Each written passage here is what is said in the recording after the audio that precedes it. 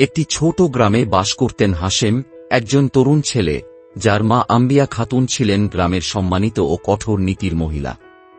হাশেমের প্রেম ছিল রাহিমা নামে একটি মেয়ের সঙ্গে, যে ছিল তার পাশের গ্রামে থাকা এক পরিবার থেকে। ছোটবেলা থেকেই একে অপরকে জানত তারা, কিন্তু যখন হাশেম তার মাকে রাহিমাকে বিয়ে করার অনুমতি চেয়েছিল, আম্বিয়া তাতে আপত্তি জানালেন। আম্বিয়া খাতুনের এই অস্বীকৃতি ছিল নানা কারণে, তার মধ্যে রাহিমার পরিবারের সামাজিক অবস্থান ও ভবিষ্যতে হাশেমের জীবনে সম্ভাব্য অশান্তি নিয়ে শঙ্কা ছিল।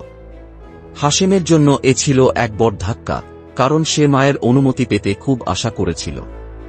একদিন রাতে এক তীব্র তর্ক-বিতর্কের পর আম্বিয়া খাতুনের মৃতদেহ তার বাড়িতে পাওয়া যায়। গ্রামবাসী হতবাক হয়ে যায়। ঘটনাস্থলে অস্বাভাবিক পরিস্থিতি ছিল, এবং এটি দ্রুত স্পষ্ট হয়ে যায় যে মৃত্যু দুর্ঘটনাজনক ছিল না। সন্দেহ প্রথমেই হাশেমের ওপর পড়ে।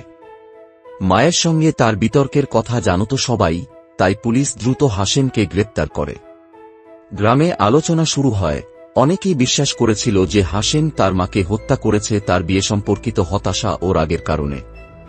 তবে হাশেম দাবি করেছিল যে সে মায়ের প্রতি অত্যন্ত স্নেহশীল ছিল এবং কখনো তাকে ক্ষতি করতে পারে না। তার বক্তব্য ছিল যে